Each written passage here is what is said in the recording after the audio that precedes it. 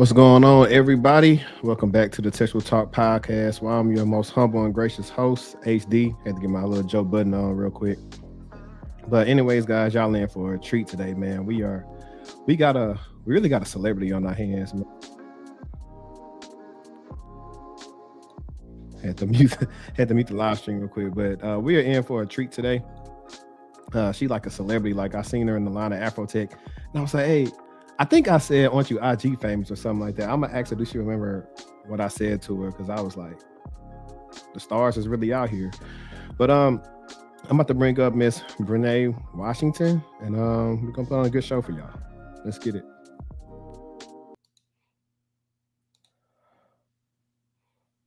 Good afternoon. How you doing? Hey, what's up? I'm doing good. How are you? Man, I'm doing good. Let's see. Oh yeah, everybody's in the chat. I appreciate y'all. If y'all in the chat, y'all know what to do. Go ahead, hit the like button, share it out so everybody can witness this. Let me get into like one of these icebreakers. I said I was gonna ask you. I got it up here too, Uh-oh. so it might be easier. No, it's some easy stuff. Um, all right. So a rapper R&B, and then after that, I actually do like your top five artists, no particular order. Okay, I'm R&B all the way. Like I'm a rapper like in the car, but if I'm like every day, it's definitely R&B. Okay, who would be like your top five? Easy. Tevin Campbell is number one. Like if Can We Talk comes on, it's a wrap. um, Beyonce, of course. Like I don't think Okay, you can even talk about R&B without Beyonce. Usher, I absolutely love Usher. Luther Vandross, and maybe Anita Baker or Tony okay. Braxton. I don't know. It's hard. It's hard to pick five. Yeah, you got a good mix, old school and new. For people that know me, they know it's gonna be Usher, The Dream, uh, Ooh. Eric Bellinger. Um, for women, I listen to music songs like sparingly, but not all the times because they not made for me, but they do be jamming. Yeah. I would, I don't know what woman I would throw in there. I'm gonna throw a curveball because I really do listen to a lot of his music, even though I didn't listen to his last album. Mm-hmm. I'm gonna say because he made pop music too, but I'll say Justin Timberlake. Okay. I did like. Um, I can't think of what the name of the last album was, but I did really like his like one of the last albums that he put out. Yeah, and you know what? And only because 24K Magic or whatever the name of that CD Mm. made me a fan. I'm gonna say Bruno. Bruno be Yeah. slapping. Bruno be I ready to have been slap. trying to see him in concert. Like I watched a video or like a documentary of one of his concerts, and it was so good. And every time I go to Vegas, whenever he's there, his shows are sold out. So I do want to catch him in concert one of these days. Definitely, yeah. I gotta. Well, I went to Vegas like a couple of weeks ago, like right before Afrotech, but I need to go back like one more time. I was on the old strip that I enjoyed much more than the new strip, so Oh yeah. I definitely feel got like to do I've that. been to Vegas so many times. Like you just need 2 or 3 good days and get in and get out. Yeah, we was there for what like 4 days, but see in the gym, I put my treadmill on like 12 and I walk for like 30, 35 minutes. So the walking Mm. ain't bother me. Now everybody else, they talking about their dogs was barking. Or they rode the wrong shoes. Like I was like, man, see, I had just bought these real comfortable Cole Huns, or I had some New Yeah. Balances I was walking in because I'm comfortable. You got them, they out there in Chelsea boots and stuff trying to walk. I'm like, nah, your feet gonna be hurting slim. Yeah, I'm over them cute days. It's definitely comfort over cute these days. Or Exactly. both. You can be both. You can have a Right. balance. Or you need to Uber. I mean, that's how kind of I put it. Yeah. So we got people in the chat, so shout out to all y'all. Let's really get into it. So who is Brene? What a loaded question. So my name is Breenae Washington. Um I like to say I'm like a creative kind of nerd a little bit. So I am an engineer by education. I got my engineering degree in 2012, and I've been working in like the IT space since then. But I've always found like I needed to find a balance between like the creative person inside me and the nerd. And so on the other side, I'm like this influencer, like this really cool person that's passionate about fashion and style and just creativity. So I kind of got my hands in so many different jars at this point. I just say like I'm a free thinker. All right, that's dope. So I read in your bio you talk about like you were very good in math and science growing up. And I kind of want to ask you about that a little bit. Like science for me, I was like decent in it, but when it comes to math, I think I got pretty good at math, even going to schools that wasn't really teaching me the best. But Hmm. like you, I kind of didn't really know about STEM per se. Like I had a computer, like things, all the other stuff, but coming from the South, that wasn't something they kind of pushed on us. Like even I think later on they had this thing called the Career Center where they showed people how to do certain things. Hmm. But for the most part, in my city, it wasn't anybody that's doing like what we do now. It was like a different time. I tell people like, 10, 15 years ago. So tell me a little bit about that, and then kind of how did that pique your interest to say, like, I guess going through like, middle, high school, and then going to college, how did that make you want to get into STEM more, like as a career field? Yeah, so I think when I was growing up, I was just a really good student, and I felt like I was just supposed to be. Like I was really kind of gifted, but I just thought that that was normal and everybody was good at math and science, or, you just had to work hard to get better at it. So I didn't really think that I was a smart person, but people would always point it out to me. And at some point, it was kind of a little embarrassing because I felt like separate from all my friends or kind of the people that I wanted to be amongst, just like being the cool person. Um, but eventually, I learned to love it. I really look back and I realized how good I was in math and science when I won a bike in like elementary school for having the highest math and science score in like the entire area. And at the time, I didn't even know how to ride a bike, which shows you how uncool I was.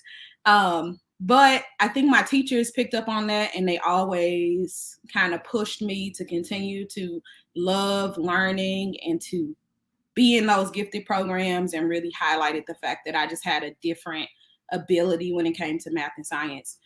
So I didn't really know what that meant. Like I had no clue exactly what I could do with this skill until one of my teachers, when I got into junior high school, her name was Miss Sanford, and she started teaching me about like engineers, and we had this really good engineering school down the road from.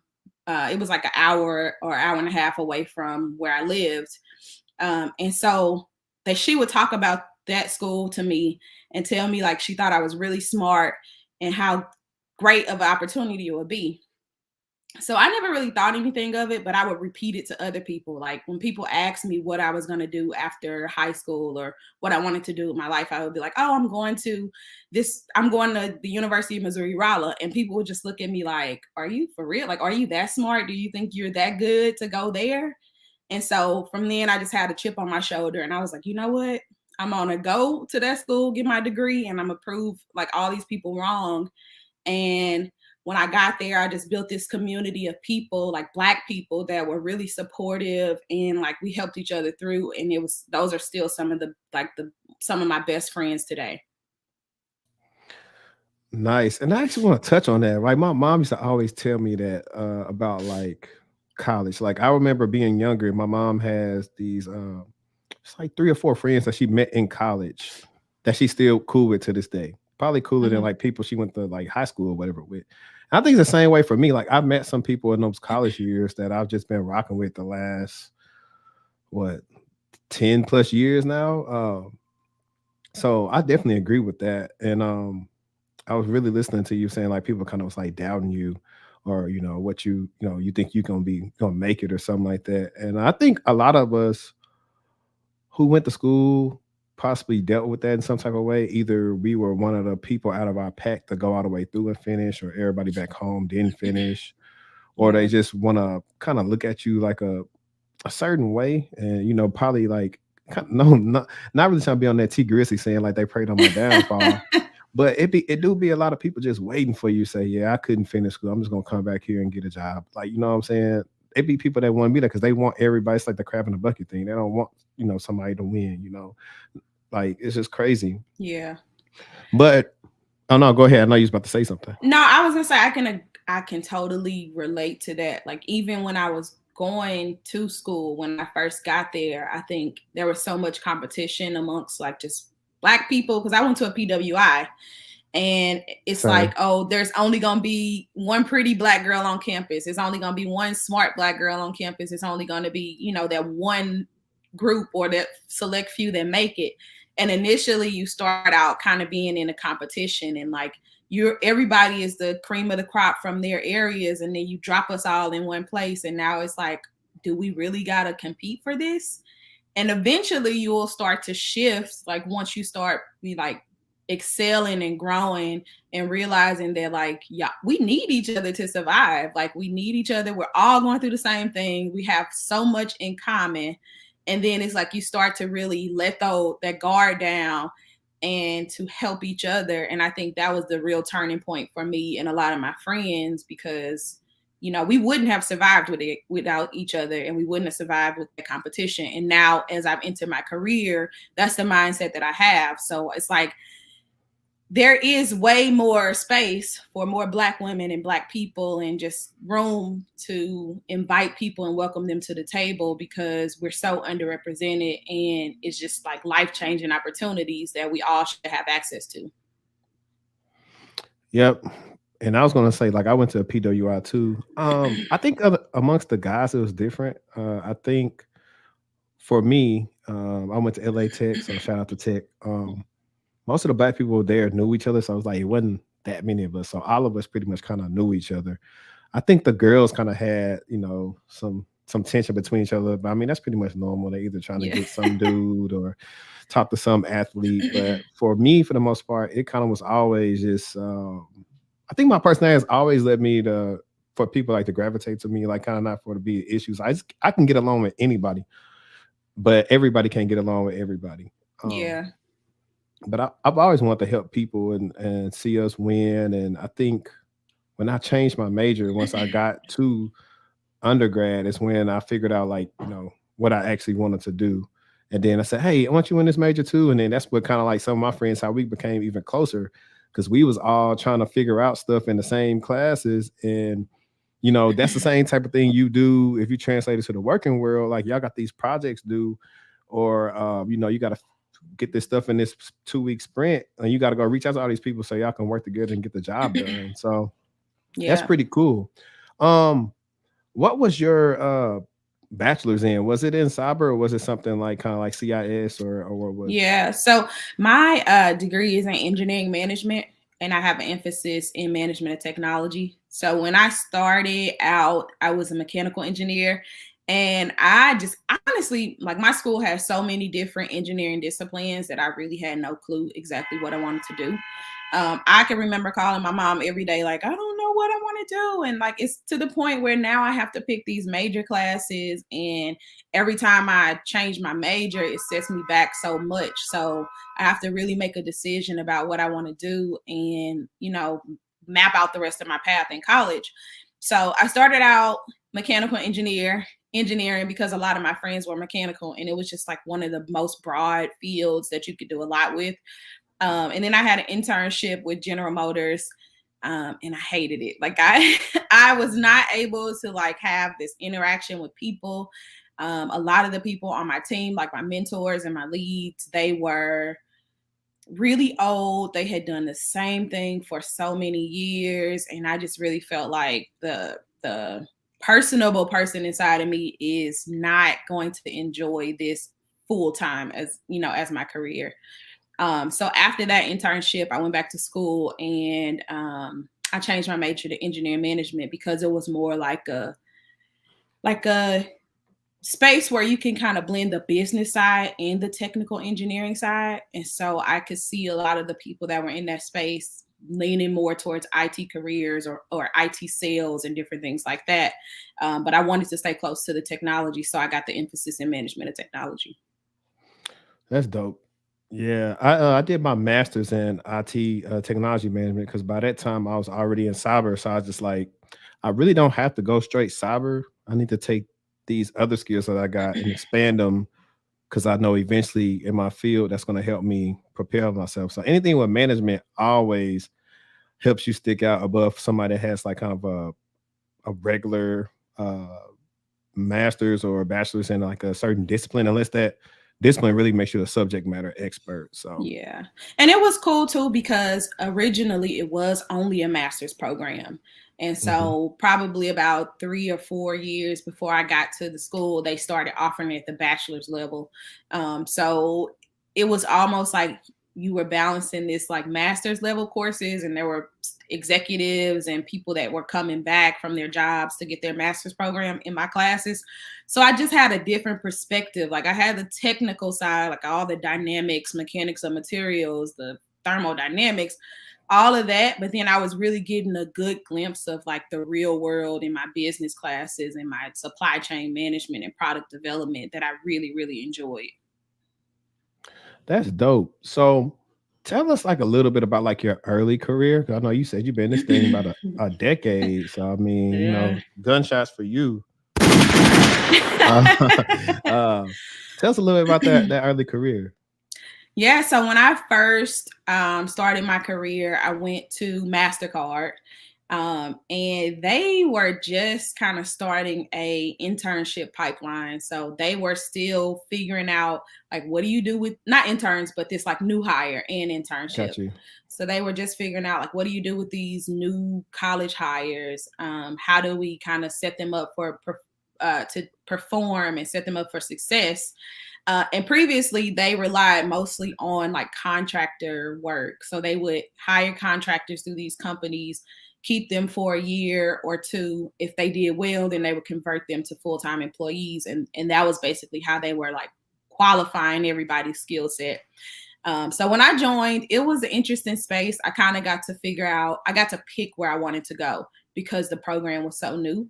I was scared. I'm not even gonna lie. Like I was like, okay, did college really prepare me to go into this well-known financial tech company and like use my tech skills? Like, am I an engineer for real? So at first I was like, I don't know about that. So I went into the product management office. So I went in the global product management office, and I was working on like fraud products. I was like, okay, I'm good. I can talk well. I'm good at documenting things. I like the financial aspect, and I like to kind of keep track of everything and manage stuff. So I felt project management was going to be pretty easy for me. And it was like when I got there, it wasn't easy, but I had some really, really dope mentors. I started on this really big fraud project. There was a global project, and it was basically like helping to secure the entire ecosystem from fraud, whether it be internal or external. And so I really got to learn the company a lot. I got to meet all the movers and shakers in the space, and my mentors really pushed me to take a lot of ownership. And so I was leading these meetings with these really senior people, these really senior systems solutions analysts and design teams. And I just kind of made a name for myself. So over time, I started to get more confidence in my technical ability. And I was like, you know what, maybe this is a little too soft for me. Like, I don't want to lose my technical kind of skill set. So I went over to a systems analyst role, and I led this ETL platform where you basically kind of like move data around in a easier manner versus each team having to build their own structures and manage their data. So it was called the operational data integrator. And so I really got to do a lot of the technical work, the back end development, some of the ETL work, which is extract, transfer, and load. And I like really gained confidence in my technical side. Um, After that, I spent about two years in each of these roles, maybe 2.5 at the most. And then I wanted to like, I feel like I had the soft skills down, I had the technical skills down, and I really wanted to interact with people or like the front end and understand the customer aspect of things. So I got asked to change teams and move to a product development role where I was supporting this cybersecurity platform called MasterCard Identity Check, or Secure Code at the time. And basically it just like helped people, like helped verify that you are the right person that you say you are when you're shopping online. So like when you shop, you could be anybody. You can hit those buttons as long as you have the information and you can shop. But like in the digital space, really validating the person has ownership to those accounts with like biometrics, and strong consumer authentication was something that we were trying to do, and we were innovating in that space. So I owned that platform for about 2.5 years, and then I decided, I wanted to change. And that was around the time when it was during the pandemic and just the world was opening up. There were so many opportunities at other places. And so I decided to take my career to Amazon. And so because I was already in the cyberspace, I had a lot of experience, probably about, I guess I had a lot of experience in the fraud space, in the cybersecurity space already from my first earlier roles. And so I just transitioned to a role in identity and access management, which just kind of builds on top of that.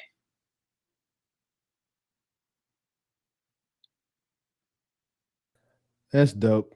I was here. I was trying to get my situation in the background good. You're Nah, but good.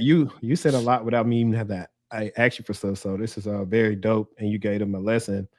In my LinkedIn course, I talk about visibility and like one of the ways how to get promoted. And it's like something my old manager at Goldman Sachs told me before he ended up kind of retiring like abruptly. But anyways, Mm-hmm. he was telling me, yeah, man, you got to get visible, right? So I was telling people like you said, you was leading these calls, you was leading these different meetings. So now everybody's like, hey, who is that girl? Like she's Yeah. killing it.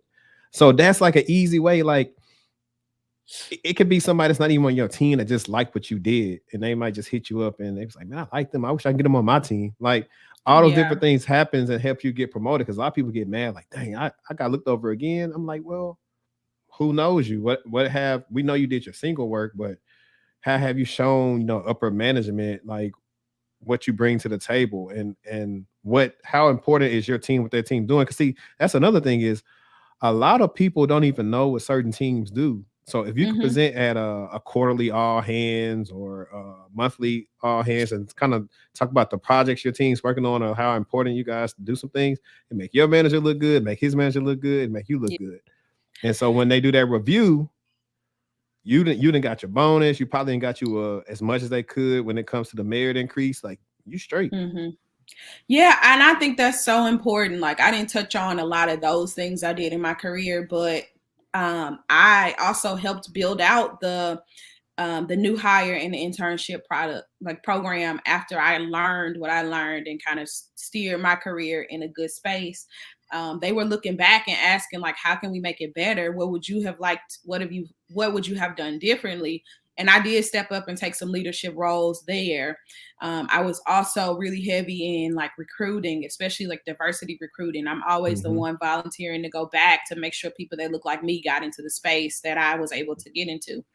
I was doing those, programs. Like I was joining Toastmasters to make sure when I got on those calls, I could speak well and I could represent myself and what I was doing really well. So I think all of those things made me more visible, made me show that I can balance my day-to-day job, but also excel and give back and add value to the company at a different level. And it does make such a big difference. So I'm a huge advocate for like not just doing your job, but to also find ways that benefit you and the company that you can give back to. Right. I totally agree. And here's a trick, like guys, and that's why I tell people to do this. Start a YouTube channel. If you want to get better at like speaking, like start a YouTube channel. You can live stream like this. You can script out your videos and just get better and familiar and more comfortable with it. When I started this channel, I think close to about 2 years ago, my old company at the time saw what I was doing. And that led them to hit me up, say, hey, you want to speak on this panel for us with these, these college kids, whatever. And so that's how the opportunities just start opening up. That's probably how, I got, I spoke on some couple of webinars that people were doing to help people either get in tech or we're just talking about like Mhm. how to get a bag or something in tech. And how I eventually, led to me doing like my first LinkedIn course. It's like just putting yourself out there and Yeah. getting better at your craft, your content, the value that you can bring, people being relatable. And a big key is like a lot of people who are like in tech, they want to appear like smarter than they are, or always want to appear smart instead of like trying to making their message being digestible. I'm sorry, for Yeah. everyone. And that's a big one. Knowing your audience is so big. And if you know your audience, then you know how to communicate to everybody and you'll never have a problem in your career ever. Yeah. But okay, so you said 2020 is when you decided to pretty much put that foot forward and, get in cybersecurity, Mhm. which I think is a lot of people. I know for me in 2020, I said, you know what? The pandemic is going to show everybody that how cybersecurity is needed. Because before 2020, I mean, you still was making people still were making good money in cybersecurity. But when everybody started working from home, all the potential threats that was coming out on people's devices into the company, they was like, oh no, we got to Yeah. pay these people some more, and we got to get the best talent we can get to pay them. And that's why even right now, with it's so much going on. LinkedIn is kind of sad most of the days, and then happy.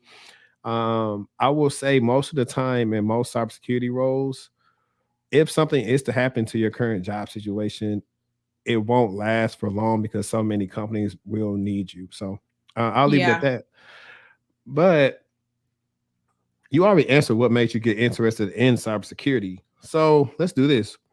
What's a typical day for a cybersecurity product manager that works with identity and access management? Let's talk about that because I kind of want to give these guys some gems real quick. Well, actually, you give them the gems. Yeah. It's so funny because they're really like when you're in a space that is so fast paced and ever changing, there is no typical day. Um, Now I say that, with the expectation that like that's what I wanted. I wanted to be on the forefront of technology in the cutting edge space. But my job really does change day to day because like threats are changing all the time. We might have, plan to go in one direction, but there are government regulations that change in different parts of the world that make you have to rethink solutions. There's some vulnerability that may have popped up, and now you have to really focus your attention to that thing and mitigating that risk because it's just like the top thing and the burning fire at that time. Um, I guess on a day to day, like from a product management perspective, I'm really focused on the vision, like building out the strategy for what our ecosystem looks like in the next 1, 3, 5 years, because we have to stay ahead of the curve. But with that, there's this balance that's like, okay, you got to stay ahead, but you also have to address the problems that are here now. So always finding that balance, working with the threat detection teams to make sure I have the latest information that helps me feed into those roadmaps and those plans. um, I'm also working with like our risk teams to make sure that we are always like staying on top of the highest priorities and not losing sight of something that may have changed overnight. Um, so I would say it's a lot of collaboration. It's a lot of learning. Like one thing that people think that I always try to tell them is like, yes, I have an engineering degree, but I will honestly tell you, I use nothing that I learned in engineering school in my day to day job. Like I am always learning. I'm always learning what the latest technology is, what the latest vulnerabilities are, and just kind of educating myself on the space so that I can make sure I'm building out the right plans for us to address those things. So day to day, I'm also working with my engineers. Like we have Scrum teams because we're agile, and so once I kind of set the priority for my team and we distribute the work, I need to make sure that they have what they need to deliver that and that they don't have any blockers. So I'm meeting with them daily at touch points just to make sure they have what they need. There's nothing new that we need to adjust for, and that our schedules and our timelines are on track based on the roadmaps that I build out. So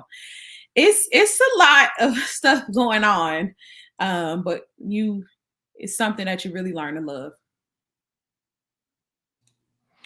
No, definitely. I mean, what you do sounds a little similar to what I do, but funner because you're actually dealing with like the threat teams and all the other stuff that I used to do. Like I used to be like part of like the threat team where the project manager was meeting with us trying to see, hey, what new correlation searches we got, how we Yeah. looking on incidents, events, meeting with like cyber threat intel team. So that's cool. So the next question, I didn't have this written down, but I just looked at it, I said, I need to ask her this. So I noticed kind of the skills that would be need to kind of do your role a little bit because I run into people, I have consultations with people all the time who tell me like what they do. And the first thing they always tell me is like, I don't have no cybersecurity experience. I'm like, and then I say, tell me what you do every day. And they tell me, I said, Yeah. you got experience. Like you just don't think it because your job don't say cyber. Right. But what would you say would be important skills if someone wanted to be a product manager working in cybersecurity? What would be some skills that they should, really learn about in order to make themselves be attractive to any type of company to land a role like that? Yeah, I think the most common thing that people like overlook that they have is just the ability to problem solve. Like, are you curious? Are you um always diving deeper to find out why, or like chasing the real like root cause of something versus like somebody telling you this and you're like, okay, that's the answer. I think with cybersecurity, to be honest, like the most common threats are, they come from the most simple places, like, phishing or getting Hey, the listen. email. Like getting an email and clicking a link, or doing something so simple that we just take for granted every day, and people don't realize like how big of an impact that has on the security of things. So like, I think really just paying attention to the details, uh, like really being somebody that wants to solve problems and not just looking at the surface of things, and then being able to articulate and communicate that. Like, I do a lot of writing. I have to convince a lot of people that I've done my due diligence to find the root cause or figure out what's going on. And I have to explain that to them. It's collaboration. Like, are you a team player? Do you have like negotiating skills to be able to get teams to really understand and buy into the vision that you have and get them to invest their time and their resources in delivering that? So those are all soft skills. Like, the technology is changing so fast, you can always learn that. Like I said, I'm still learning it. I'm always going to have to learn it because it's new. Like, cyber criminals find new ways and new holes and vulnerabilities every single day. There is no day that's going to be the same for me, and so I have to stay educating myself as well. So you can always learn that aspect of cybersecurity, but are you taking like mental cues about the other stuff that are so like such soft skills that people kind of count themselves out for having? I totally agree. That's one of the reasons why I chose to always push to go into this field. Well, really anything tech related. It was the fact that I knew nothing would be the same from when I first started my career to now. Yeah. It's going to allow me to keep on learning. And most of the time in the role, if I get bored quick, that's when I know I need to go Yes. because I'm going to turn into somebody who's not me. Like I'm a naturally inquisitive person that wants to learn. And if I feel like a role can't offer me that, then I remove myself as fast as I can. And Yeah. some people may not like that, but you have to understand it's like you could potentially try to wait that out and then try to go to a different role in like 12 months. Mhm. However, how HR plays the game sometimes, they may say, okay, cool, we're gonna move you, but you gotta either one, wait till they backfill your role, or two, wait until you can actually go over there. So by the time you actually waited, you didn't spend a year and a half, almost 2 years sometimes in a role that was unfulfilling to you, that you lost Yeah. skills in, that really probably will affect more than just your attitude at work, but also your attitude at home with everybody else. Because my attitude be down because I don't like what I do. I say it on every podcast. I do not like what I do. I swear to God, I don't. And you really, like, it's hard work. Like, don't get me wrong. Like, we talk about like how there's a barrier, there's a way to enter the space, and that I think many people are capable of doing it, but it is hard work. it's not always like the physical hard. It's mental, like mentally draining. There are a lot of um, really high priority deliverables. There's a lot of visibility. Like you really have to know what you're talking about, and be able to communicate that. Otherwise, it comes back and it's a reputation hit. And so, if you're not happy, and if like you're not doing something that you're passionate about, 9 times out of 10, you're not going to be putting 110% or 1,000% forward, and it's going to show. And people are going to start recognizing that, and it's going to take a hit to your reputation and your performance. So I agree. I'm a total advocate for like leaving on a high.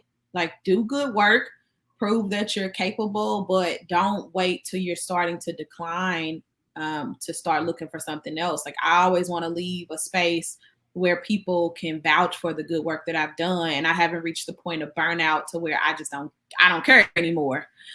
Which I'll Yeah. never reach that point. But like when you have long days and it's something that you're not passionate about, it's not the right team for you, it shows in your work. Hmm.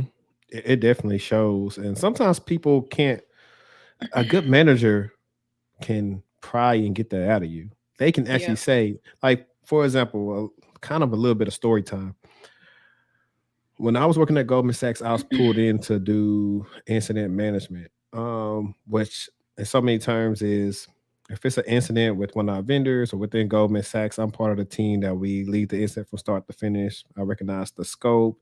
I figure out what teams I need to involve. I do the write ups for upper management, and I stay in constant contact with everybody throughout the day or whatever.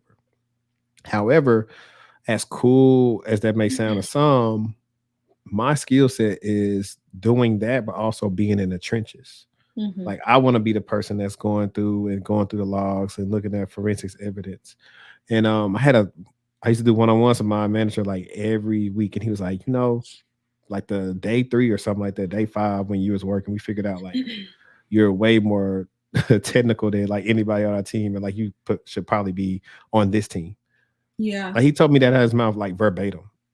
And kind of I listen, guys, this is look, we're going live right now, right? I have a video. I haven't unlisted it right now, but I did make a video on like, why I left Goldman Sachs or whatever, right? And it was a good video, but if I'm probably keep it a thou wow, I've actually had some regrets and said, you know what? A lot of the stuff I probably was well, some of the stuff couldn't been changed because they were like really staunch on some of the things they wanted you to do. The biggest thing was for me was like going in the office 3 days a week, and I stayed far Mm, from downtown. That's probably like the biggest thing. If that wasn't for that, I probably would have stayed. But outside of that, of like in my role and stuff like that, I was just like, I probably could have got on the team with the manager that I really liked because he really liked me eventually. Um, so I'm going to give y'all guys that transparency in another video to kind of show y'all like this is stuff you deal with, it ain't always greener on the other side, even if you're getting paid more. Like the money, no. and I think that's one of the things too I love to talk about. Not like I don't really glamorize tech in the way of saying, come on, do this so you can get all this money and blah blah, right? I'm kind of realistic with it, but I also tell people like we were talking about earlier, just because you have the money, don't mean you're gonna be happy. So you could be getting paid almost $1 million and then hate what you're doing, and we see that all the time with rich people, like not being happy when having a lot of money. So it's not really the money. It's something, it's an intrinsic value that's going to make you happy about what you're doing on a day to Yeah. day that will keep you happy versus you being unhappy but making more money. And I think I either tweeted this or told a friend this. I was like, at my age of 30 now, I'm starting to see why like a lot of adults we've had the encounters with was really not really mad at us, but mad that like they hated what they did or didn't have the courage to do something else. And they just Yeah. always angry and upset. And they took it out on like kids and whoever they encounter. And I was like, I don't want to be one of them adults because I'm doing something just because I got a family. I was like, no, I'm gonna find something that pay me what I want and that I like to do to where I'm much more pleasant to be around. Yeah. And it is, I mean, it's easier said than done. But I do tell people like there is this kind of glow around tech right now. And it's so interesting. Like I don't knock anybody's but it's a lot of people that have not really been in tech for a very long time that give their perspective of it and kind of usher people in. You speak And right now. and yes, take their, you can take that, but also don't don't lose sight of the fact that nothing is free. You know what I mean? Nothing is not going to come at a cost. And when I was 2 years into my career, I loved everything that I did. I loved everybody. I was so grateful to just have the opportunity and to be in the space, because I had never experienced anything like that. I had never seen getting $30,000 bonuses, and you know what I mean? Like having community days where I can take off work, or not having to punch a clock and do certain things. There are a lot of perks in the tech space, but you're going to work hard and you're going to have to be very competitive. And a lot of the things that you hear are only the rosy side. So make sure you do your research and you fully understand the shift that you're making, because it's not going to be easy. It's possible, but it's not going to be easy. And to stay there and be successful is going to require work. So if you're not passionate about that space, there are other things that you can make 6 figures in and be happy about it. Like, this is just one that people have kind of recently discovered. But I know a lot of people, I have a lot of friends that make 6 figures and they're not in tech, and they are happier. They have a little more flexibility than I have. They have just different perks about their job that is authentic to who they are. Definitely. I'm glad you said all of that. Because one of my last episodes, I was just talking about how people was using this little voice with the day in the life. Okay, y'all. So I went to Starbucks and I got my favorite coffee today, and I worked from Starbucks. I did a little work, and I went and got my toes done, and I went shopping. Like, these people for the last 2 years been doing all this BS on TikTok, and it caught up to a lot of them. Like, if you don't think your employer got TikTok and they ain't trying to see who worked for who and seeing what they doing, just like we seen people, I think it was a younger girl either working for Deloitte or something like that. She had to take her video down. One girl got fired or something like that for sharing her salary, which I don't agree with, but at the same time, I've also been an advocate to like stop oversharing like on social media so much. Like, I'm talking about, you even had people, the dumbest stuff ever is when people started gatekeeping, they was working multiple jobs. Yeah. I'm like, your job ain't even supposed to know you working multiple jobs. Like, don't tell nobody. I don't know if people ever seen the Wayans brothers. Don't tell nobody. Tell nobody. And I'm all for salary transparency within reason. I don't want to give people this like false hope that, oh, you can transition to tech in 6 months and make what I make. Like, I literally did not start making 6 figures. I don't think anybody that like transitions initially into tech is going to be making 6 figures right out the gate. Now, once you get a tech job, once you get 1 to 2, maybe 1 to 3 years of experience, and you start shopping around because you have the right skills, you can get whatever you want if you have the right negotiating skills. But you know, I just think that, you know, tell it for the right reasons. Like, if we're trying to tell those things to even the playing field so that people know what to ask, or people know what the going rate for that skill is, or if they want to up level their skills and get into this space and what kind of salary they can expect. I think that's great. But if it's just to say, oh, I make all this money and I can do all this, and painting this unrealistic picture, it's not, you know, it's not right. The right reason to share.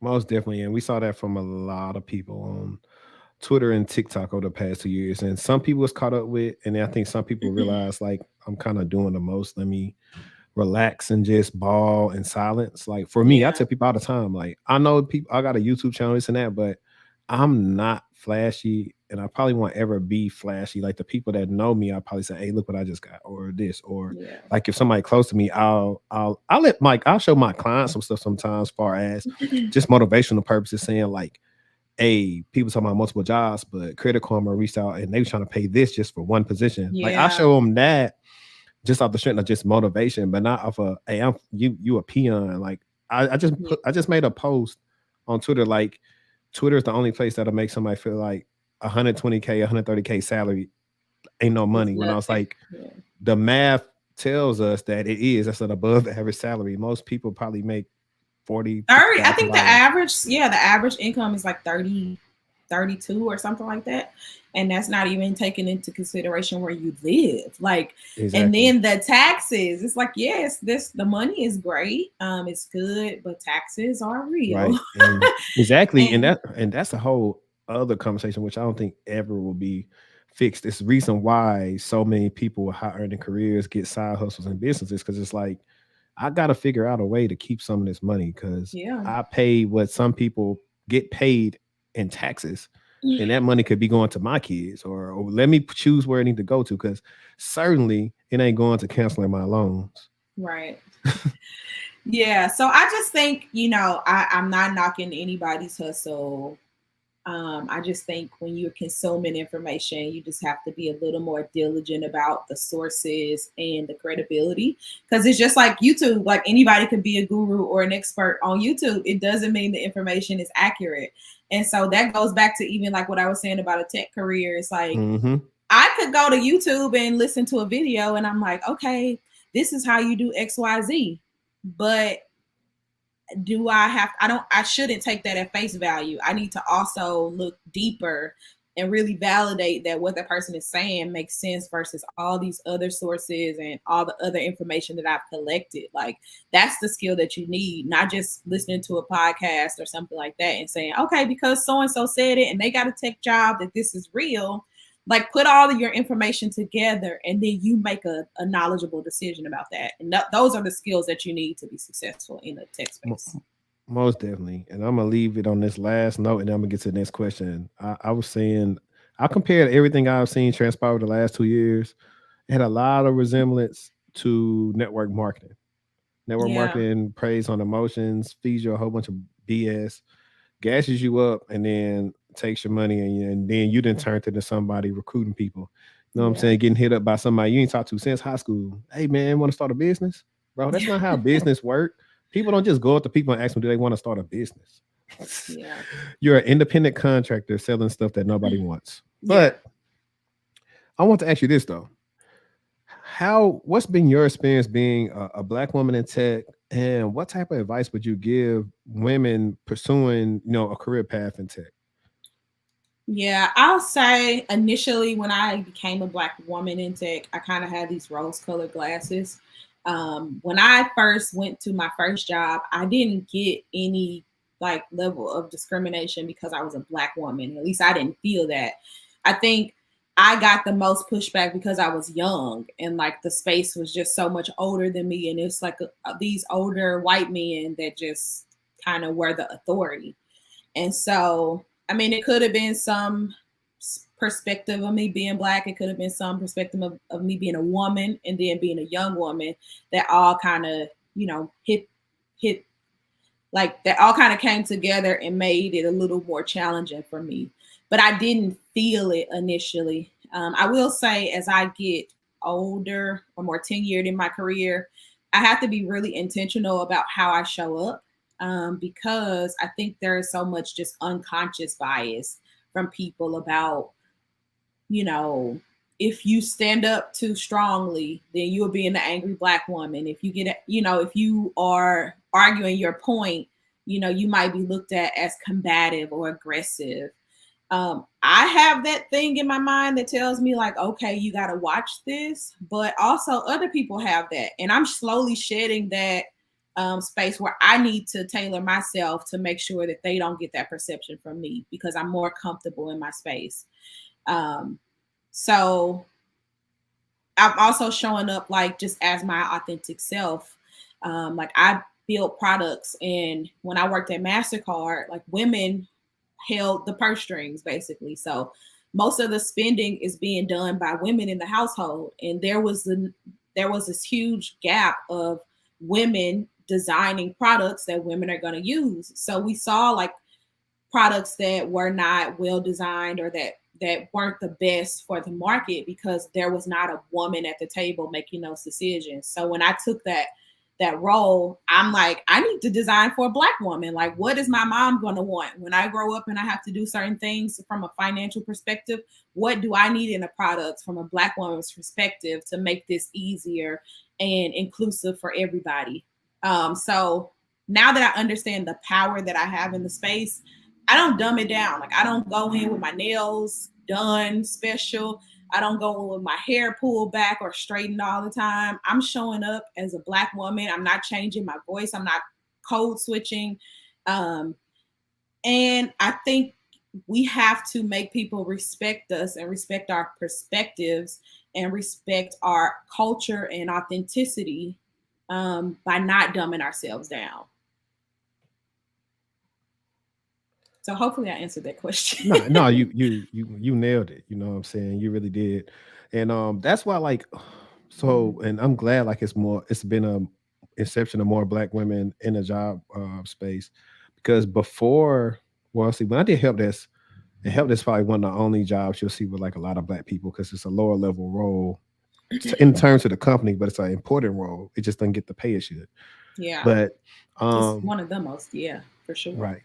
Outside of that, as I started moving up, it was I rarely worked with like black women, like especially like when I was like I used to do sock work. So it's really black people in the sock. But in my last company, well, company before that, Optive, we had some black people there. Actually, my director, he's black. Um, and one of my coworkers at the time, she was black. And I used to always make sure like I could help her out any way I could because they would be unfair to her sometimes because you know Yeah. they tried to just BS her work or the people are not like listening to her when she said, "Hey, I need access to this." So like I would like always vouch for her and like send emails if I had to, Hmm. just because just you know you need that in the environment like somebody actually like to help and like you know look out for you because I was a high performer there, so it's like Yeah. you're gonna pay attention when this email come across. Like I don't like nobody being done wrong, especially when I know they're more than capable and the person that's like BSing them is like on their bull. Yeah. And I do think, you as women in a room, I've seen this with other women, you kind of get talked over. Like you might say one thing and put your thoughts on the table, and then a man says the same thing, and it's like, oh yeah, that's great. Um, and as a black woman, I think that we just are naturally known to like take the reins and lead things, but we don't always get the credit for the work that we've done. So I do see like when you shift careers, one thing you have to be cautious of is that you don't bring that same reputation with you. You have to set the expectation when you start, and you have to make people respect you. And that is one of the reasons why I'm always learning, why I'm always, continuing to make sure like I know my shit. Because if I Hmm. say one wrong thing, it's perceived totally different versus somebody else that may be new to the space and they say something wrong. Like, unfortunately, we have to be accurate most of the time because one little thing changes someone's perspective of what you know, because sometimes it's not always just the benefit of the doubt that we know what we're doing. And so I know a lot of people say shift jobs and shift careers, change companies to grow faster. And I totally agree with that. I think it's a great option, but you do always have to have in the back of your mind, it's like you're starting from scratch. You don't get that reputation that you've invested in and that you've built. You have to go in and know your shit and, you know, carry your legacy on your back. Definitely. And I'll also say the only way that can work for you is a lot of people job hopping get more money, but sometimes they not job hopping up, they job hopping laterally. So you want to be strategic about that and just do good work overall. Like I was telling somebody, hey, just do good work. You never know who, Yeah. like an old manager or director, if they become a director somewhere, and you know you want to go to that company. If you did good work, they can remember you, and they'll Yeah. like have no problem co-signing you to a hiring manager or something like that. So um, it's pretty cool. All right, I got like some more questions for you, so we can knock these out. What's one thing about your job field or of expertise that almost no one agrees with you about? Uh, that there is a balance between being proactive and reactive. I think in the cybersecurity space in general, a lot of it is built on being proactive or being reactive and addressing the risks that come up and giving those your undivided attention. And I think that's great, but I think there is more room to have a more proactive um, kind of thought process, and especially from a product manager who is responsible for building out visions. I think some things you can see are trends, like, the phishing and the vishing. It's like phishing came from emails, and then people don't use emails as much. They use text messages or they use their voicemail, and it's just like there are vulnerabilities that get exposed, but they typically also tend to follow a trend. And so if you can be both, like have a good balance between being proactive and reactive, I think, we'll have a better opportunity to be ahead of the curve versus always like waiting until a fraudster figures something out. And it's hard. Like I know that it's hard to find that balance, but I wish companies would take a different perspective. And a lot of my colleagues don't agree because they're like, well, we don't know until we know. But I think that, there is a level of planning to a more proactive way that we can do. Dope. Like Nick Cannon said on Drumline, stay ahead of the game. Yeah. This is a fun one. People love this question. How would your parents describe what you do for a living? Oh my gosh. Let me tell you, my mom is like my case study because like she's the person that still has her like email password in her phone case. And I'm like, you can't do that. But I think my mom would know more about my career in MasterCard because I did a lot of outreach and a lot of interviews and stuff like that. But to be honest, she'll just be like, you're an engineer. Like she'll just tell everybody that I'm an engineer. And honestly, I do more like IT work than any like engineering space. Mm-hmm. But yeah, she would just say, oh, she's an engineer, and that's probably about it because she's not going too deep into it. Right. Yeah, I don't think my dad knows. My dad just thinks I travel all the time. He's like, yeah, you just around the world, ain't you? Like he probably thinks I'm a travel agent or something. That's funny. All right, it's a good one too. What are some underrated tools that are indispensable for your job? I don't know. At Amazon, we have a lot of built-in tools. Like we build everything. I would say, like learning tools, like something that like we use Lynda and LinkedIn Learning and all that. I think those like having product talks and different things like that to reference to stay above the curve. I would say things like Visio to build our roadmaps, although we have our own flavor of that stuff. But as far as like building out a roadmap and making sure that like people can easily read those things and help you understand where you're going, those visual representations help. We use a tool called SIM. Most people use Jira. Like I don't think we could do work without a tool like that just to handle the process of how we develop work. And then like Chime. Chime is an Amazon tool that it's like the voice conference, like Skype and different things like that. That's helpful. And we do a lot of video conferences because we are remote, and it is different. Like not like just talking to somebody on the phone or not understanding those social cues about a person could be make it harder to get up to speed. So having those video conferences and being able to like see a person face to face, read their facial expressions when you say something, or when you're talking about a touchy subject, can really help you build those relationships. So I would say all those things. That's dope. Yeah, I've used Chime before. I mean, it was for a one-off interview, but I still used it for. So I got some good questions for you now. So, what made you want to mix STEM and fashion together? What made you, what made you want to be that influencer gal, GYL? I think it was just being true to myself. Like I love the STEM side, but I will be honest, it can get rigid, it can get stressful, it can get really overwhelming. And so I needed an outlet, and I needed like something that was still authentic to who I was, but wasn't always talking about like something I had to do all the time, or how I, just use one part of myself, which is my brain. And fashion has always been something that I've enjoyed. It lets me be like really free and creative and just a chameleon. Like I feel like I can always change and be something different, but still true to who I am. And so I think it was like the best of both worlds, because I like being this powerhouse when I'm working, but I also like being more free and creative and expressive when I'm not doing my day-to-day job. And so it just gives me a really good balance. That's dope. It's dope. Yeah, man. Because everybody who don't know, like, she really is like famous. I Like, am not. she's about to be famous. She already get some good sponsorships and stuff from companies to do stuff for them. Could you actually talk about that in a sense? And you don't have to go deep about what you make from that or whatever. Yeah.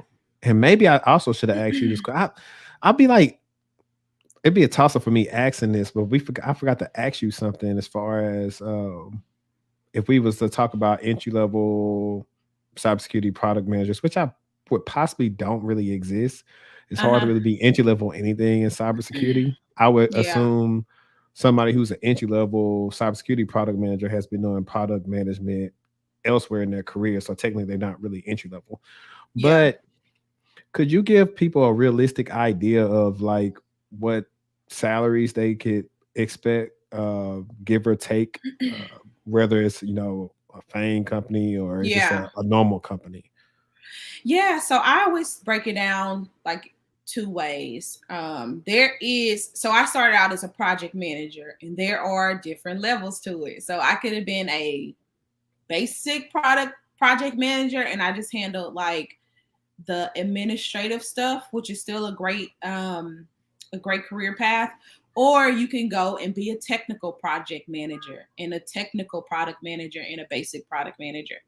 Um, there's always going to be a differentiation in salary when you up level your skills and you add a different layer to a role. So like an entry level project manager, I would say would probably make 60,000 maybe, depending on what skills. And when I say entry level, it's not like you don't have any leadership or management skills. You may not have specific project management work history, but you still have skills where you've led different teams. You might have been the project manager for your sororities project or something big, and have years of experience kind of leading organizations, leading something from start to finish, keeping the budget on track, and managing like leadership stakeholder communications. That does not have to be in the workspace.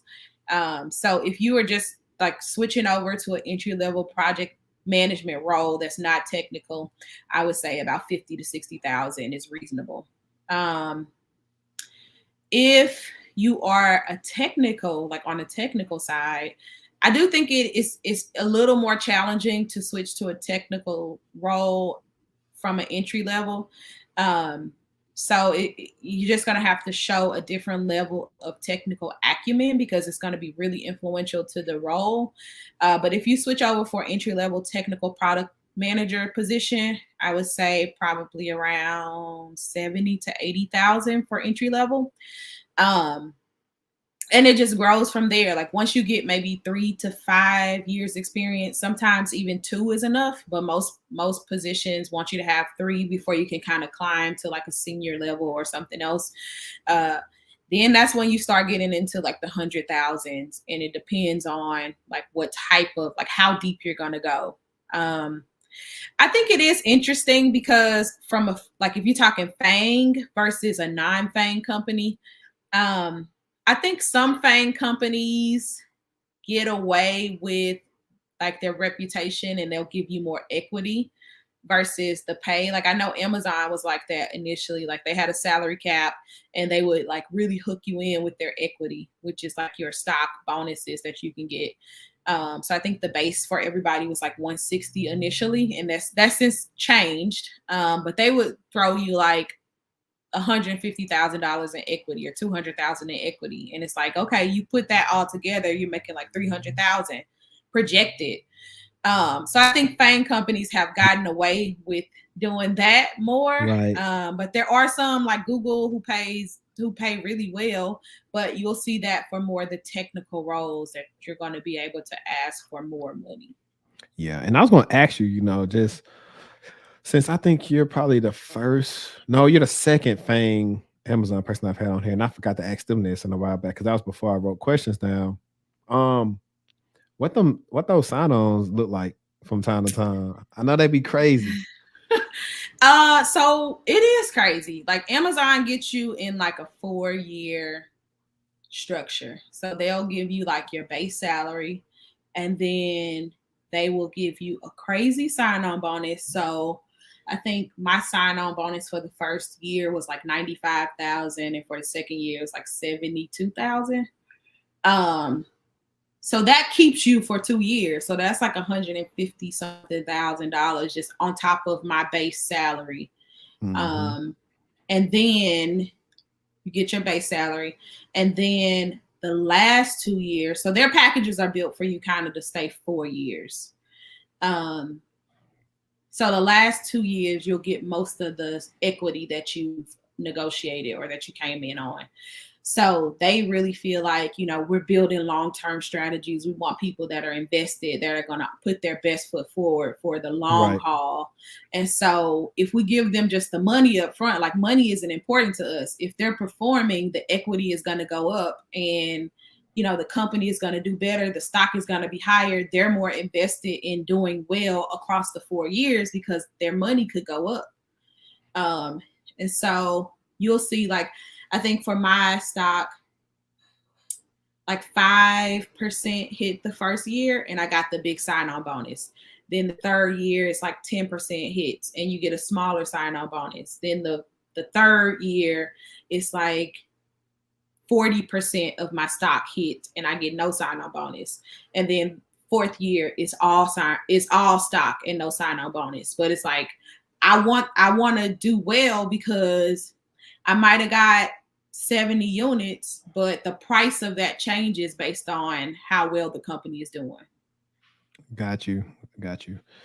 That's dope. And I'm glad you answered that. And now we got to pivot back into the scheduled programming. I got like 2 questions to ask you, but I want to ask you this one right now. It's kind of like, what made you want to start the Steam Queens? Yeah, so I started this theme. So the Steam Queens is a lifestyle brand for kids that teaches them about science, technology, engineering, arts, and math. Again, you'll see like the central theme about arts being included because I am really passionate about the arts, and I think it makes me like more well-rounded to have an emphasis on the creative side as well. So a lot of people will leave out the arts, but I really think that makes people a lot more marketable when arts is added. So the STEAM Queens kind of teaches kids about the importance of those things.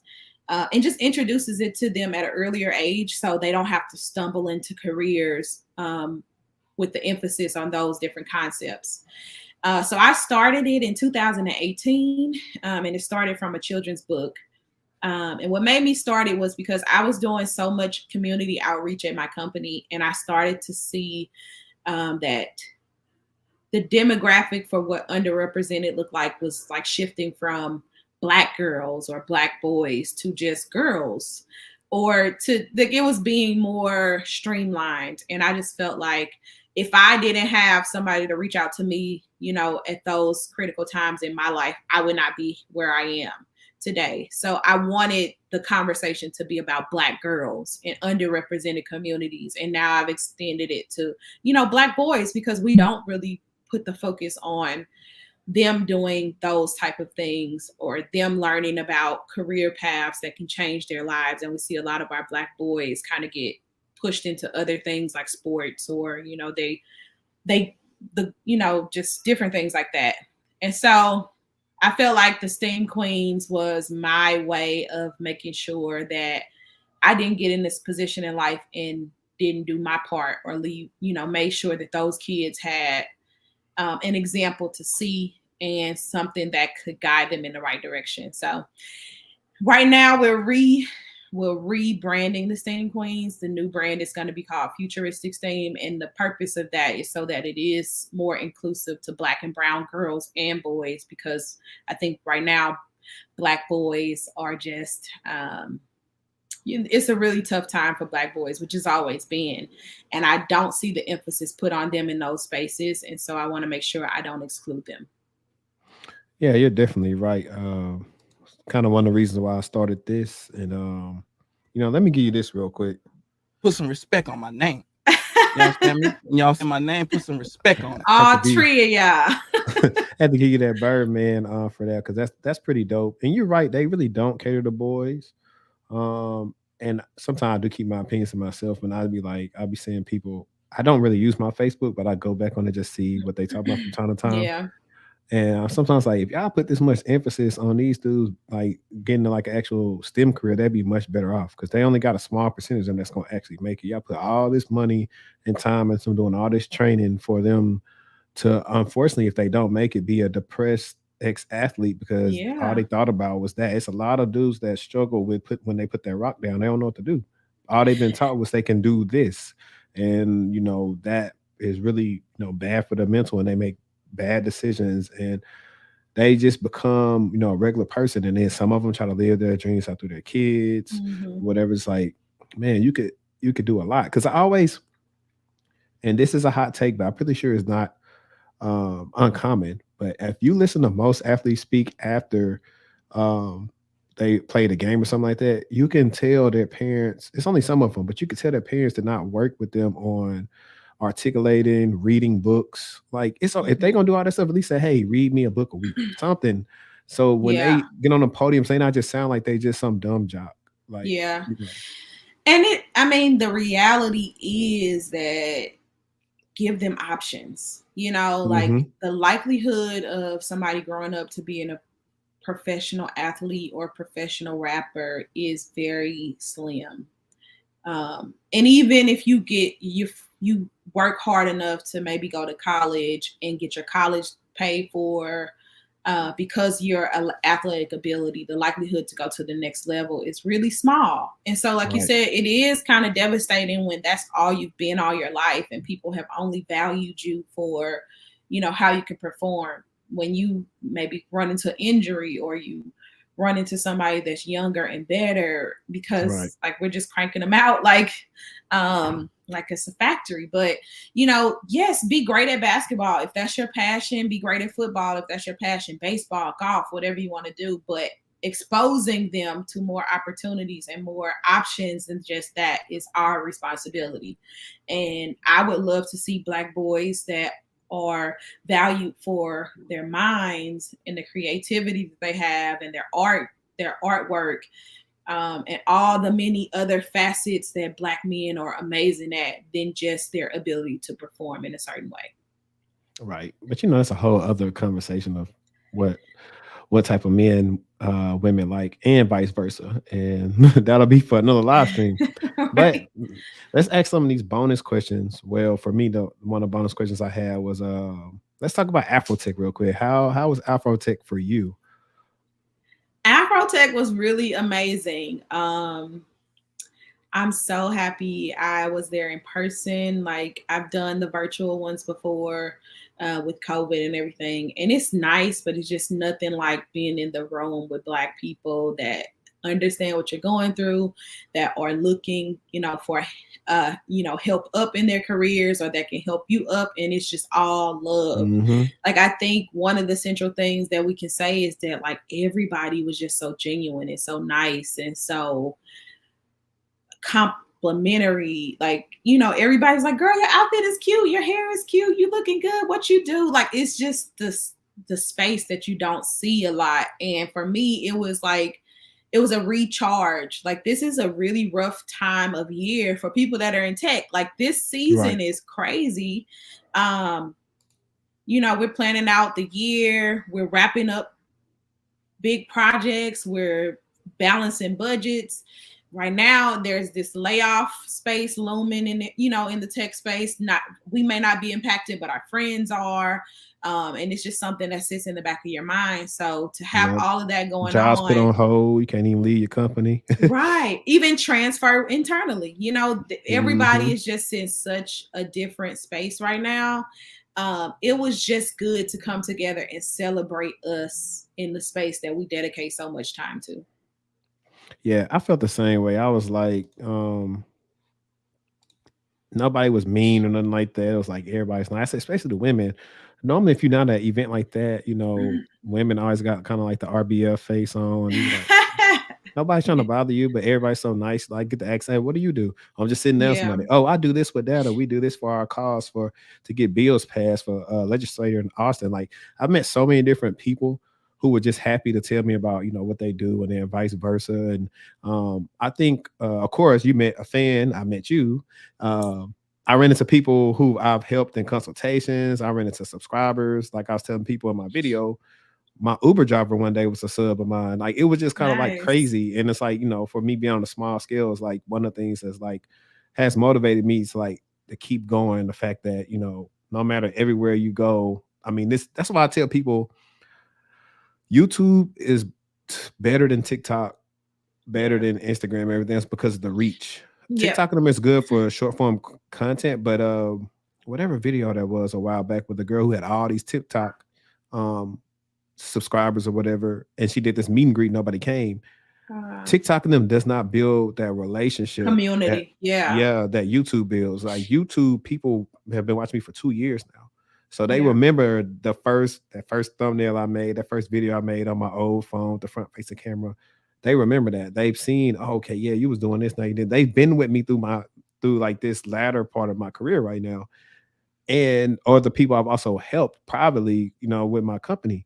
And those are some of the things that kind of keep me going. So to see all the energy, like I was telling people, I didn't even drink no energy drinks at Afrotech. I had so much juice just from being energized, from being around people like the whole time. Like, I mean, I did, I did stay out to like 3, whatever that render ATL joint. I went to that joint. What was that, Tuesday night?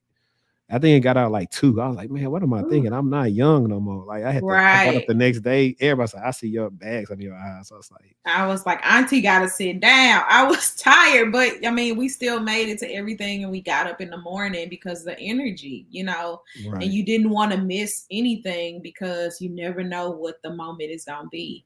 So yeah. And it's gonna be back in I think Austin next year. So I'm gonna book early again so I can get me a good room again for the low, whether the company pays for it or I pay for it. Yeah. So I'm gonna go to these. We had a couple of questions from the audience, and then I'll go into like these last 3 questions I got from you. Okay. So let me see, where is this first one at? I think it was this one. Mind Body Swole asks, does the jobs provide security clearances, or do you have to go out and get it on your own? No, most companies will buy the clearance for you, or you can go to the military and they will get you a clearance, but you can't just go out and get a clearance on your own. You have to probably go through like a company that can get it for you. But if they, like, sometimes, like for me, I got my clearance through help desk, and the company paid for that. I forgot how much they even cost, but it does cost them a lot of money. So they got to re-up their money some type of way. But once you have it, I believe it's good for like 10 years. Mine isn't active right now, but if it had to be reactivated, I believe it could be fairly easily. Let's see. We have some more. Okay. So King 318 said, is the Google Project Management certification a good way to get into the field? I'll leave that one for you. Yes. So I think there are 2 paths to get into the field. Like, there's this traditional way. If you have a degree, that's always going to be looked at highly.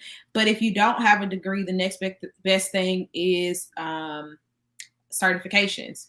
And when you're talking about companies like Google or IBM or, Udemy, those are industry leaders, even LinkedIn. So if you have done your due diligence to get a certification that is on your own, something from a credible source that you probably went out and paid for on your own, or it was self-guided and self-paced, which means you had to really be dedicated to completing that. Nobody was telling you needed it for your job to keep getting paid. To me, all of those things combined make a difference. And so anytime that you can add like a certification or like a stamp on yourself and your ability from a known source, is always helpful. So I would say stick with the more notable brands like the Googles, like the IBM, the Udemy, credible programs, and a lot of them are free. So don't, there are people that can kind of mentor you and may charge you for that, but there are a lot of resources that are free. And I think they still hold the same weight, especially if they come from companies like a Google. Yeah, I think he was saying he followed up saying he knows someone who got in cannot find a job. And I'll add on 9 times out of 10 because some people get the cert and stop there. Um, I tell people whatever job you want, those job Mhm. descriptions, all the study guides, they literally tell you what skills you need to learn how to do. So you can study those to figure out what you want to do. You can also reach out, like she said, to professionals. I tell people all the time, hey, if you want to learn about the certain role, put this role in quotes in the LinkedIn search bar. Find people Yeah. who do the role, send them a nice little connection note, and ask them. Everybody not gonna answer, but some will reply, and they'll tell you exactly what you possibly need to do. And you never know if you build a relationship with that person, they might be able to refer you to a role at their company. And that's the biggest thing. It's like networking. Like Yeah. unfortunately for us, we don't own a lot of these companies, so it's hard to get in. So you have to network, and I've been doing that lately. And I will show people some more in the coming weeks about how to network a little bit more effectively on LinkedIn if you're trying to get a certain referral for a company or trying to Yeah. like just land a new role and get that interview because it's tough. Everybody's out here competing. You got to figure out a way to get in. So like you were talking about earlier about how your take about cybersecurity is like this kind of like too reactive instead of proactive. That's what I teach Mhm. my clients in my book. It's like, hey, it's you complain about nobody like calling you back. Are you being reactive or proactive? You're gonna be Yeah. reactive, sure. They maybe your resume probably in parts right. Maybe they didn't really, maybe you didn't have it laid out in a way they really understand what your skill set is. How about you go network with their recruiter or that hiring manager and talk to them and see if they can pull your stuff and talk to you themselves.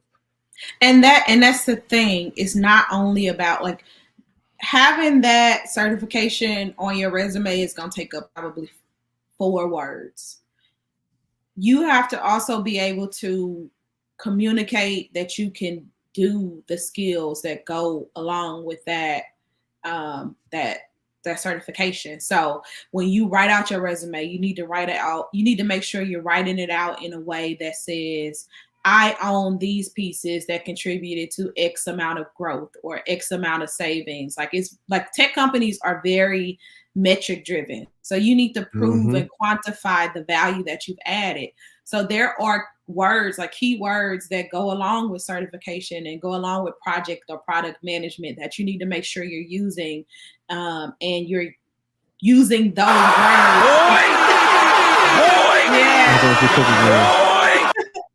So you're using those words to demonstrate and amplify the knowledge that you have in that space. And then I always tell people like we get really hung up on having work experience in those spaces. Like go out and start your own project and be the project manager to lead it from start to finish. And then you have experience to talk about in an interview. Nobody cares if it was a big company or a small company.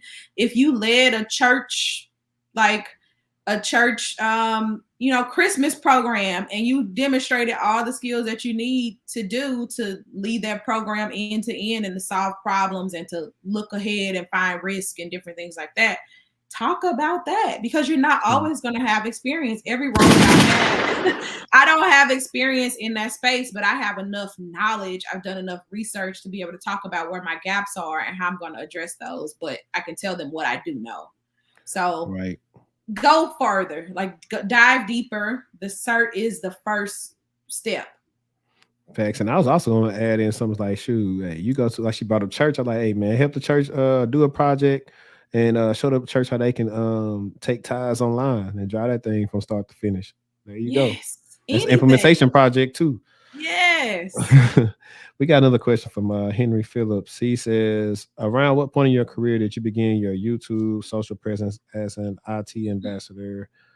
Entry, mid, senior level. So I don't know if this was geared towards me or towards you. So I will let you go first, and then I'll answer that after you. I would say I would call it more of a personal brand. I think having a personal brand is extremely important. I started to build out my personal brand probably in around 2016, and then I think I solidified it with the children's book, The Steam Queens, and everything like that. And I just started to really like separate my identity from the company that I worked for. Before then, I was like, I work for MasterCard. I'm this, I do that. And like, if people ask me for my elevator pitch, that would be all I talked about because that was like my identity at the time. And then when I started to build out my personal brand to complement my work identity, I started to get more a presence on social media. So I was, doing interviews for the book. I was doing podcasts. I was talking about my personal and professional life. And to be honest, I think looking back, I wish I would have started that earlier in my career, but personal brands were not as important and they were not as common as they are now. If you're starting your career, or if you're senior, whatever, start today. Like, you need a personal brand because, like we talked about, like, I can talk about the Sting Queens and how I'm the project manager for all of that. I'm the marketer. I'm the creative director. I'm the brander. I'm all of that stuff for that company. And I can always pull that experience into my career to talk about those things that I've learned driving those companies and the success that we've had and the metrics that go along with it. And that demonstrates my ability to be a good project manager for one of these bigger companies. So start today. It doesn't matter if you're junior, senior, mid, whatever, you need a personal brand. Yeah, man, you got to get to the yams. Yeah. Now you're going to have me singing that all day. I was trying to figure out how I was going to get it. Oh, I gotta let Uncle Charlie cook real quick. Right. Are you finna sing? No, I cannot sing. That's not one of my ministries. Mm-hmm.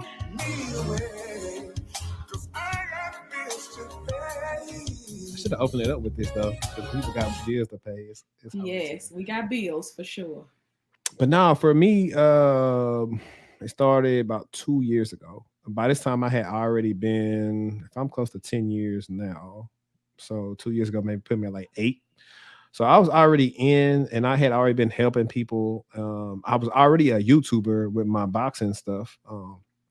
But I was like, I need to pivot to something that's going to be more beneficial to my time. And I had already liked helping people. So I did that. And then that's when I really started pushing for it, because I had already knew how to do a little bit of the stuff I did on LinkedIn earlier. So I just started, like, I just made a whole thread on Twitter, like, about how people can just start on YouTube. Like, I just started, I was consistent. I showed that I had knowledge and value to bring to my area of expertise. I always lift my LinkedIn up for people to go check out so they can actually see, like, I am who I say I am. I work with, like, people in the industry that other people know. So you can, like, not say, like, there's anything that's fugazi about my experience.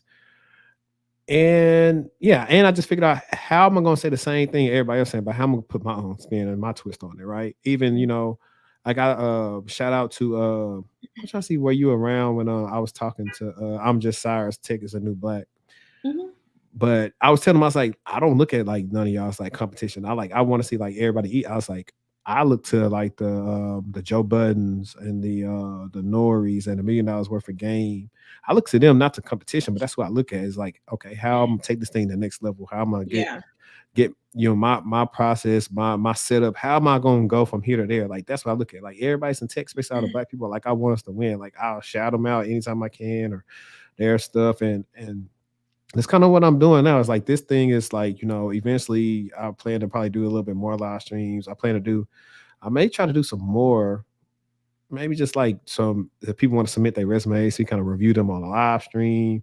Maybe some more women things, maybe some more men things, just to see that. Like, I've never really cared about numbers per se, because somebody 2 years from now is going to come back and watch this. Mm-hmm. And I'm say, oh my gosh, thank you for putting this up. She was such a help, and blah, blah, blah. And it kind of, that's what it is for. Like, I'm not like saying, hey, yeah, I need like 1,000 views or this or whatever. Like, I want y'all to click it so more people see it. But as far as like me just having all the views, I don't care. Like, the contents of this, like I told somebody, Rick Ross said, the container with the most weight move the slowest. So it's gonna move. And that's what it's been doing, like, over this last. Hey, that stuck with me when he said that. But over the last couple of months, like, my page has, like, been growing like crazy. It's just because of the value and the stuff I do, or what I commentate on, and that's kind of what I've been focusing on. But to answer this question, I made sure I had enough experience to where I could actually help people before I decided to talk about this. And like you were saying earlier, a lot of people that made the mistake of being in the game a year or two, and now all of a sudden they a guru. With they ain't got enough skin in the game. It's just like what we see in sports. Head coaches, they never know head coach before, never coached nothing, are doing bad, especially my Denver Broncos. Nathaniel Hackett is horrible. He needs to be fired. So that's definitely true. So Henry, I hope that answered your question. It's funny saying Henry because people be calling me Henry. But so let's get into these last couple of questions. What are 3 books you recommend and why? And they don't have to be tech related or anything. They can just be any type of books that you read. Yeah, I did have to look back at this because I do a lot of Audible books. One is The Ghost in the Wires, and this is a cybersecurity book. But it's not like a stuffy, like, oh, this is all the cybersecurity terms. It's like a real world like story about the guy who like was the first cyber criminal and just how he got into it and how he continued to do it for so long. And it's basically teaches you about how simple social engineering is. He was basically hacking into systems and figuring out people's names that worked at certain places, like the phone companies, and he would call them up and impersonate these people and give them certain information, and they would just trust it. And it was just amazing some of the things that he was able to do with basic like telephone calls or sending letters and different things like that. And now he talks about like what he did and how he got caught and, just how simple things were. So it really makes you look back and look at your job and say, okay, I can think that I'm this super smart person, but really I need to just be simple and think about the basics and go back to the basics and make sure I'm covering everything. So I really love that book. I highly recommend it. It's not a boring read, so that's cool. But it teaches you about like how simple cybersecurity really is.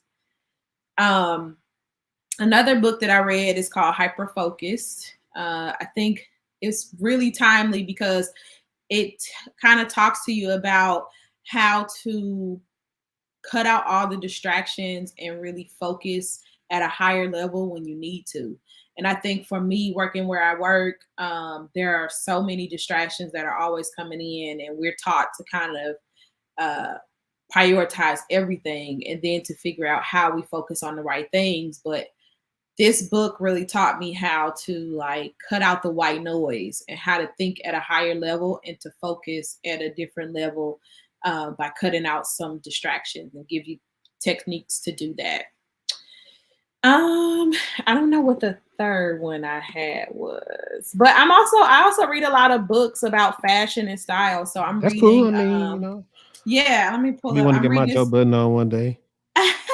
I'm reading Andre Leon Talley's life story, and basically he was like the first African American editor at large for Vogue.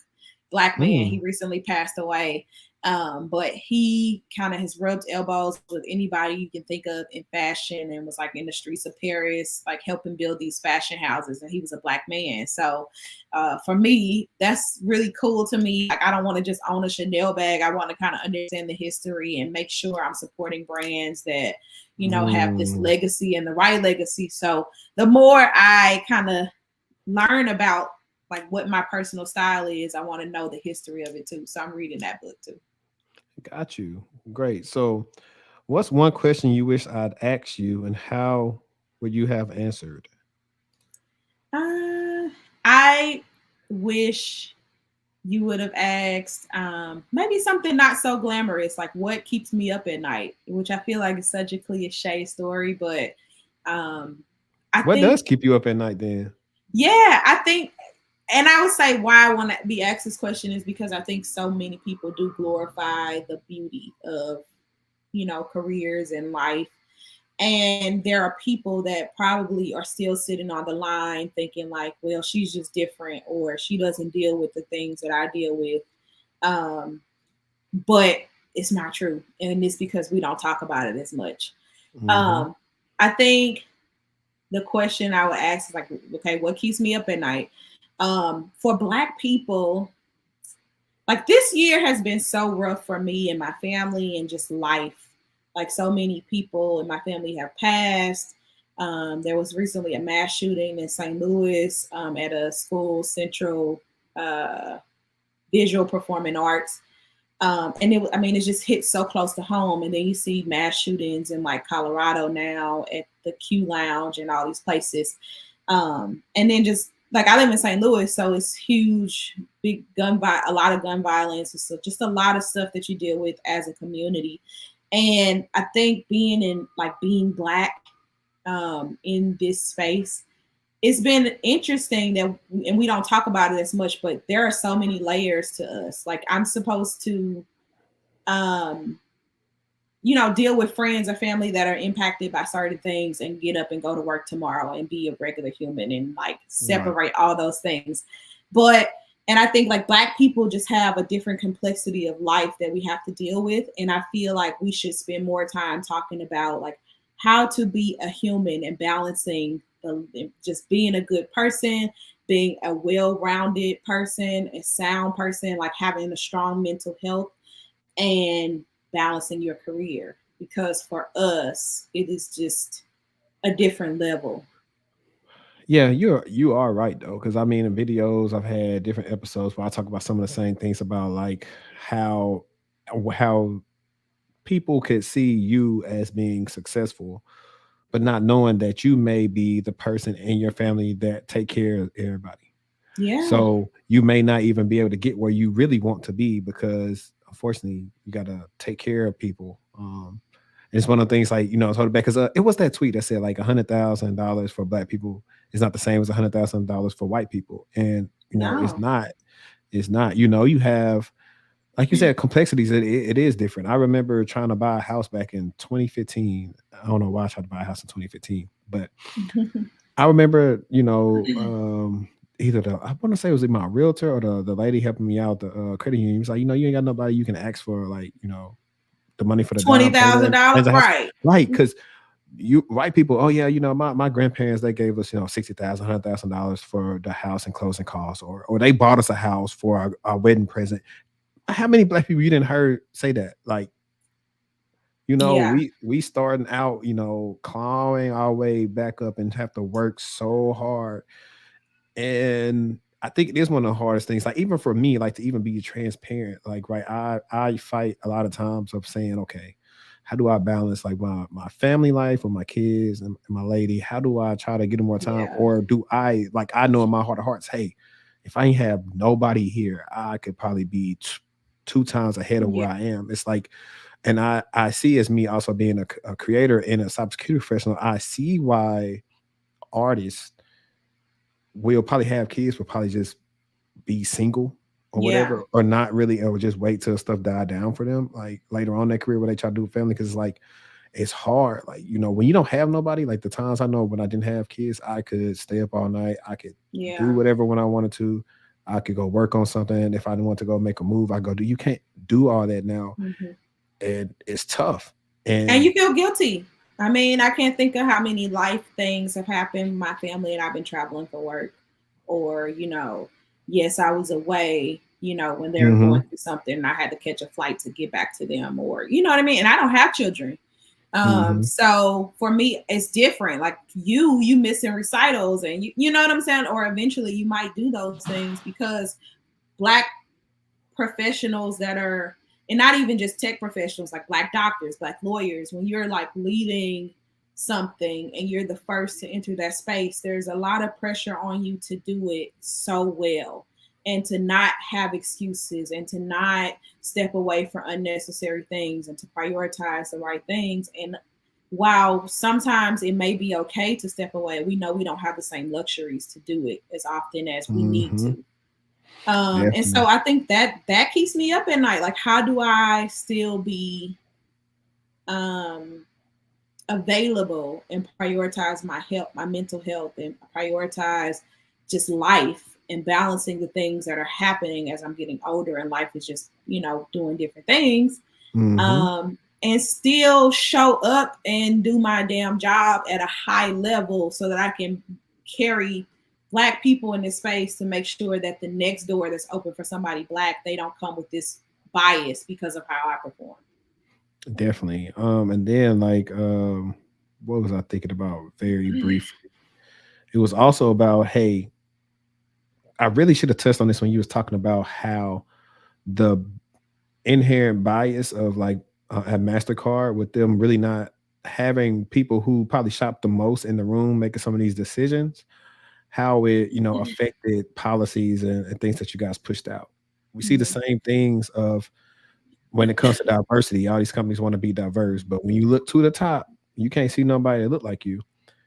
And that's apparent with some of the policies that they do. Some things are unfair, where some people like the person don't have to come in the office, but you make them come in the office anyway.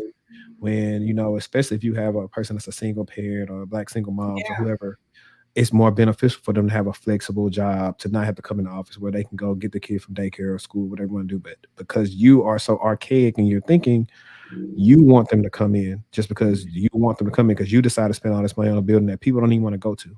Right. And I think it's kind of like a catch-22 because it's like we've done it for 2 years because of nobody's fault, and we were able to do it at a high level and get the work very done. Successful people. But now you're saying we can't do it because right. It's like I gotta sleep. I gotta go sleep early. Then I gotta wake up, wash my face, take a bath, get in the car, be in school traffic, and pretty much lose probably 2 hours of productivity when I could have been asleep, rolled out of bed, joined the first stand up, and then did my work. Yeah. Like it is a lot. And I think it's like our generation is the one. I think like I hate to say this, but I think like our parents and them or their generation, they kind of was just a lot of them was kind of like just placeholders. They wasn't like they kind of was going with the flow. You see us where we're making our own rules. We're deciding, nah, I'm not finna be unhappy for this. I'm finna go for what's owed for me. Because a lot of times you just kind of talk, just be happy you had a job. I'm like, man, no, they happy they got me. They making 5 or 10 times off me what they paying me. So I'm gonna look out for my best interest anyway. Because I remember I used to tell my mom all the time, like she had to understand. And one of the things about being transparent is like, hey, you may be the first person in corporate America. I'm the first. I know my mom's side, I was the first grandson to graduate high school and go through college and graduate.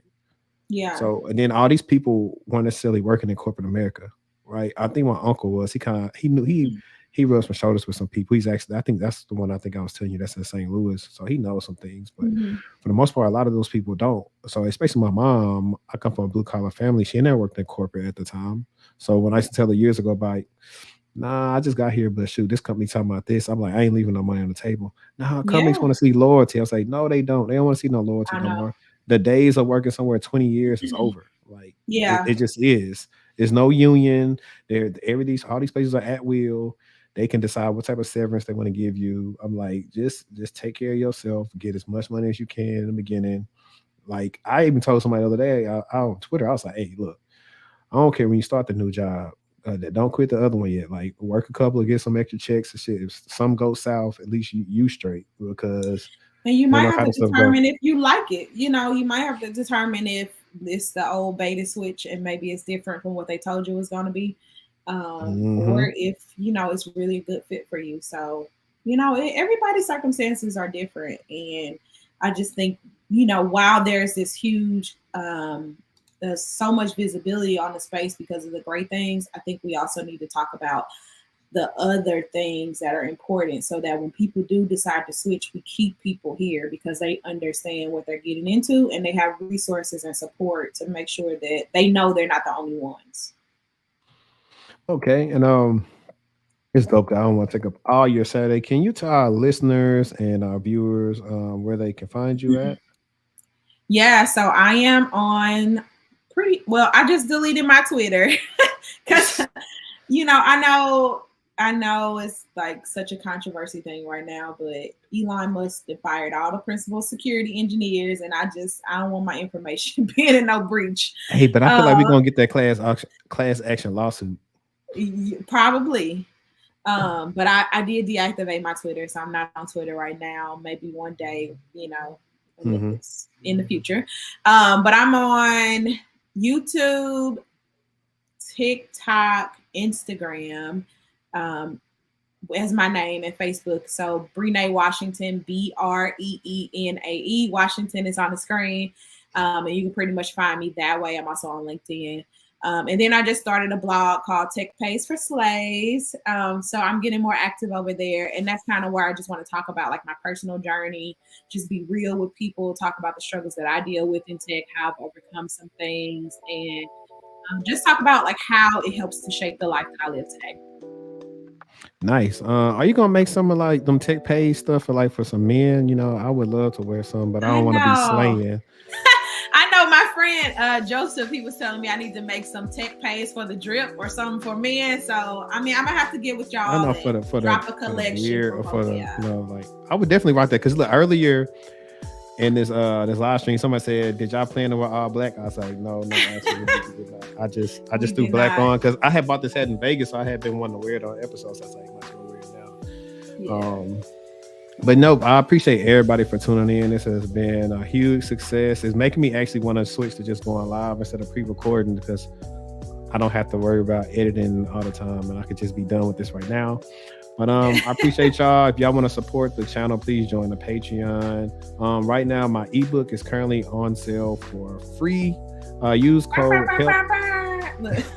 I have my use code HELP at checkout to get my ebook for free at textualconsulting.com/digital products. And also, if you want to do a consultation or get your resume redone, entry level, mid level, senior level, my Calendly link is in the description. You can click on that and I can get you right before Q4 ends. But like I always like to say, let's stay textual and we out. See y'all later. All right, we ended the broadcast.